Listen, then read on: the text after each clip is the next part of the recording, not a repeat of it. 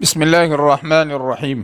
الحمد لله رب العالمين والصلاة والسلام على أشرف الأنبياء وإمام المرسلين وعلى آله وصحابته أجمعين. أما بعد فقد قال الله تعالى: فهل ينظرون إلا الساعة أن تأتيهم بغتة فقد جاء أشراطها فأنى لهم إذا جاءتهم ذكراهم. معزز سامعین اور ناظرین، السلام علیکم ورحمۃ اللہ وبرکاتہ۔ امید کرتے ہیں کہ آپ سبھی حضرات اللہ تبارک و تعالیٰ کی رحمت کی چھاؤں میں ہوں گے۔ اللہ تبارک و تعالیٰ سبھی کو وبائی امراض سے اور ہر قسم کے آزار سے محفوظ اور سلامت رکھے۔ معزز سامعین، ہم پچھلے 2 حلقے درس میں بیان کرتے چلے آ رہے ہیں اس بات کو کہ قیامت کی نشانیوں کے جاننے سے کیا فوائد حاصل ہوں گے۔ چنانچہ اب تک ہم 4 فوائد بیان کر چکے ہیں، اور آج کے اس حلقے درس میں ہم انشاءاللہ مزید 2 فائدے بیان کریں گے۔ چنانچہ 5واں فائدہ قیامت کی نشانیوں کے جاننے کا یہ ہے کہ جب ہمیں قیامت کی نشانیوں کا علم ان احادیث مبارکہ میں پتہ چلے گا، حاصل ہوگا، تو نشانیوں کے ساتھ ساتھ ہمیں ان ہدایتوں کا بھی علم ہوگا جن ہدایتوں کو ہمیں آخری دور کے ان حالات میں قیامت کی نشانیوں کے پیش آنے کے وقت برتنی چاہیے، جن ہدایتوں کو ہمیں بروئے کار لانا چاہیے، ہماری زندگیوں میں برتنا چاہیے۔ مثلاً وہ شر کے قبیل کی چیزیں ہیں تو ہمیں ساتھ ساتھ وہ ہدایتیں بھی ملیں گی جن کی روشنی میں ہم ان شرور اور فتنوں سے بچ سکیں گے۔ اسی طریقے سے خیر کو بھی برتنے اور اعمال خیر کرنے کی بھی ہمیں رہنمائی حاصل ہو سکتی ہے۔ مثلاً دجال ہی کے بارے میں ہم نے جس حدیث کو پیچھے بیان کیا تھا، یا دجال ہی کی تفصیلات جن احادیث مبارکہ میں نبی کریم صلی اللہ علیہ وسلم نے بیان فرمائی ہیں، جن میں دجال کے مختلف احوال کا ذکر ہے، جن میں یہ بیان ہے کہ اللہ تبارک و تعالیٰ کی طرف سے اس کی اپنی مخلوق پر دجال کو کتنی قدرت حاصل ہوگی۔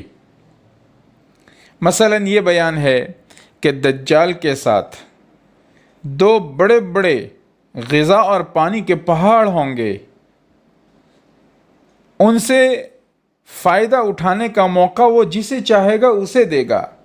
اس کے ساتھ آگ بھی ہوگی اور باغ بھی ہوگا۔ جو اس کی بات مانے گا اسے وہ باغ میں رکھے گا، اور جو اس کی بات نہیں مانے گا اسے وہ آگ میں ڈال دے گا۔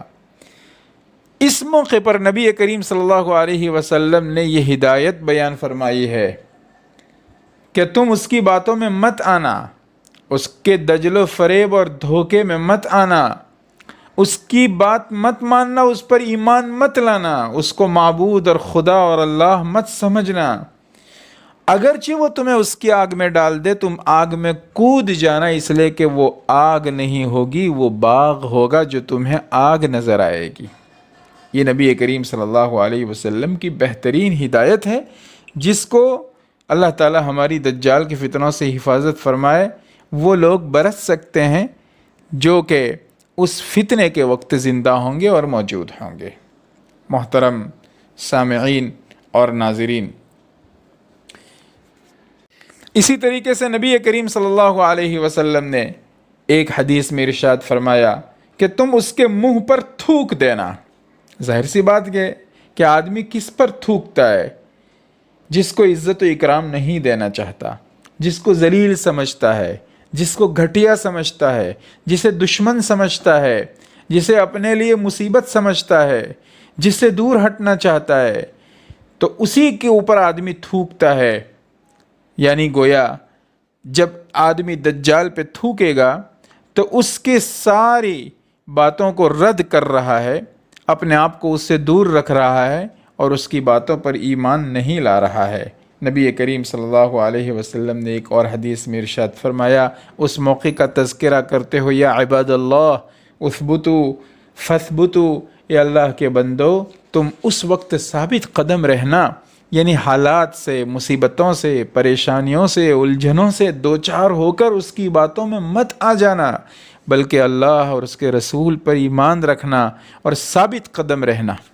ये नबी करीम सल्लल्लाहु अलैहि वसल्लम की हिदायतें हैं जो क़यामत की निशानियों के बयान के तज़किरे में आई हैं।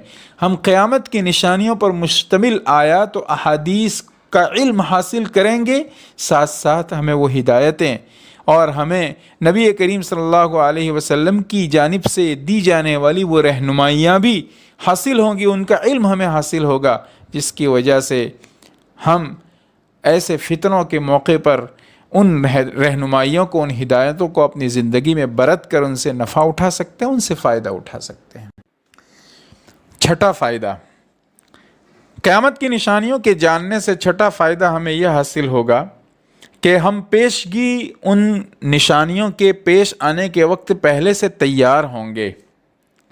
यानी एक तो ये होता है कि अचानक कोई वाक़या पेश आ जाता है तो वो ज़्यादा नुकसान पहुंचाता है, उसका मुकाबला आदमी नहीं कर पाता, और मुकाबला करता भी है तो जैसे मुकाबला करना चाहिए वैसे नहीं कर पाता।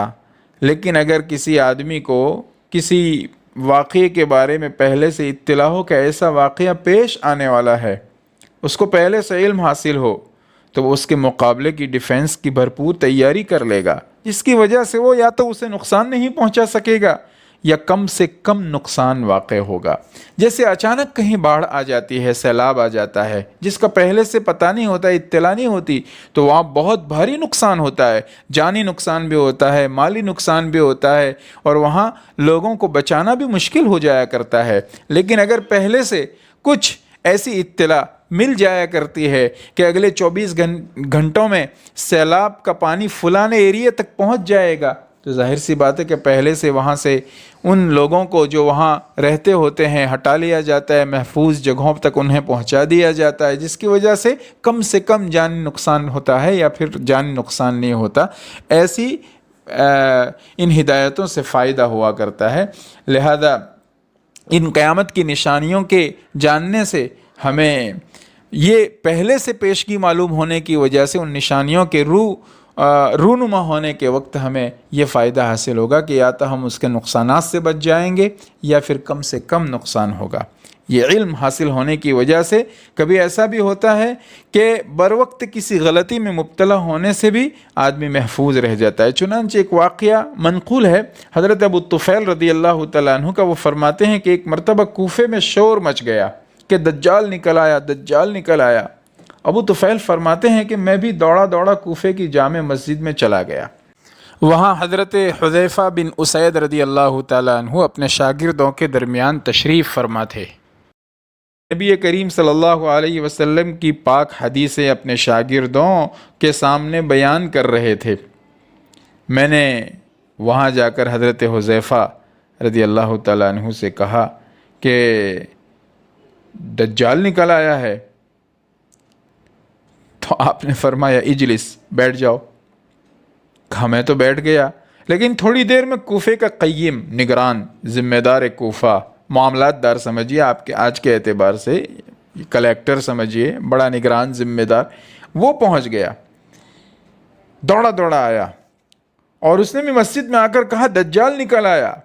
और उसने तो एक बात और भी बढ़ाकर कहा कि और बाज़ार में लोग उसको गोदे मार रहे हैं, यतअनून। हज़रत हुज़ैफ़ा ने कहा इजलिस, बैठ जाओ। फजलस, तो वो बैठ गए। हज़रत हुज़ैफ़ा रदी अल्लाह तआला अन्हु ने हदीस बयान करना जारी रखा और थोड़ी देर के बाद ऐलान भी सुनाई दिया। हज़रत अबू तुफ़ैल फरमाते हैं कि हमने उस दर्स ही के दौरान थोड़ी देर में ऐलान सुना कि बाहर कोई ऐलान कर रहा है कि इन्नहा कानत किज़बतु सब्बाग़, कि अरे दज्जाल वज्जाल कुछ नहीं निकला है, वो तो एक रंगरेज़ ने बात उड़ा दी थी, रंगरेज़ ने, रंग लगाने और रंग करने वाले ने बात चला दी थी, कोई दज्जाल वज्जाल नहीं निकला है।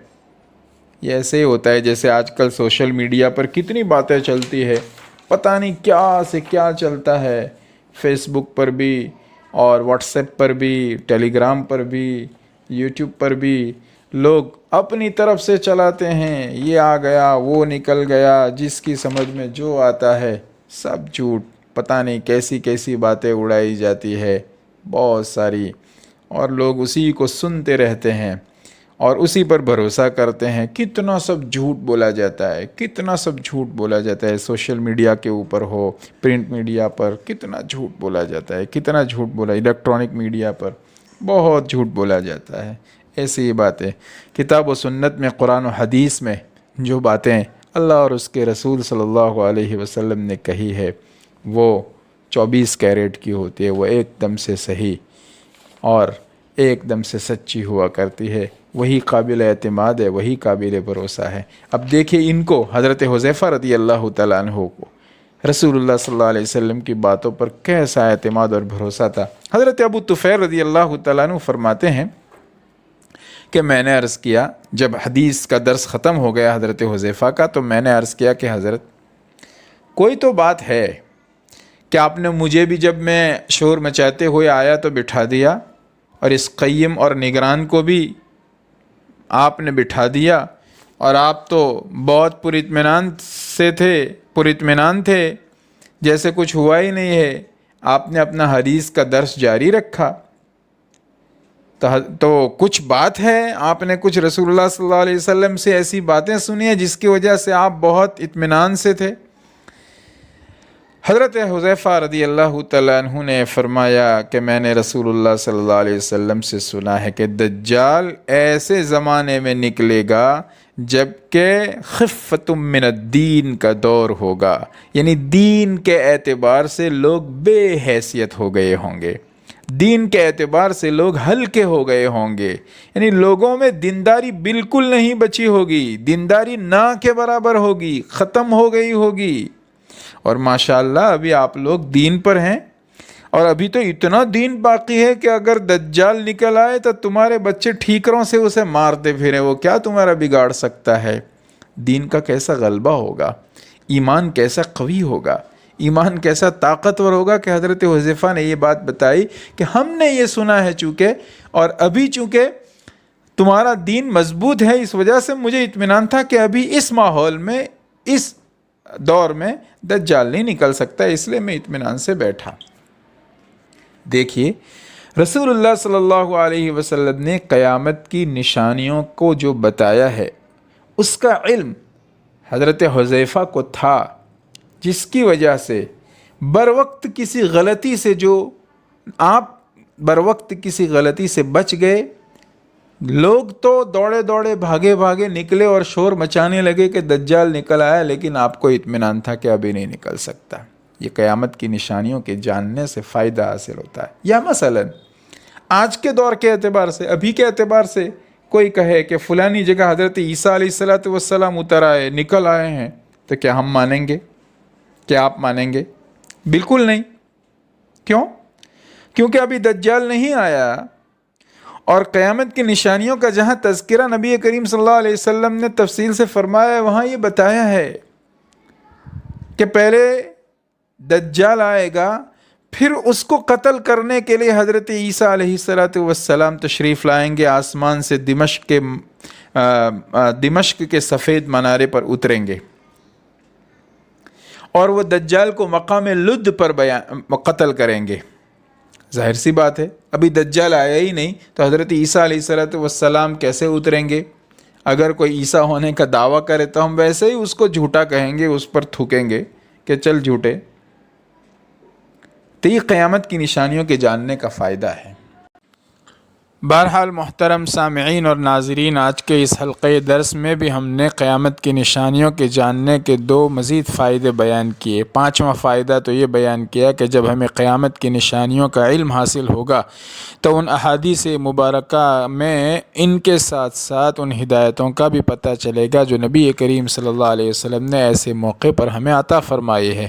اور چھٹا فائدہ یہ بیان کیا کہ جب قیامت کی نشانیوں کا ہمیں علم پہلے سے حاصل ہوگا تو ان نشانیوں کے رونما ہونے کے وقت ہمیں کم سے کم نقصان ہوگا، یا ہم اس نقصان سے بچ پائیں گے۔ اسی طرح نشانیوں کے معلوم ہونے سے بر وقت کسی غلطی میں مبتلا ہونے سے ہم محفوظ ہو جائیں گے۔ اللہ تبارک و تعالی ہمیں فتنہ دجال سے بچائے اور اللہ تبارک و تعالی ہماری تمام وبائی امراض سے اور دیگر آزار اور تکلیفوں اور مصیبتوں اور پریشانیوں سے حفاظت فرمائے، اور جو لوگ پریشانیوں میں اور حالات میں مبتلا ہیں اللہ تبارک و تعالی ان کو اس ابتلا سے نجات عطا فرمائے۔ وآخر دعوانا الحمد للہ رب العالمین۔ شکریہ، السلام علیکم ورحمۃ اللہ۔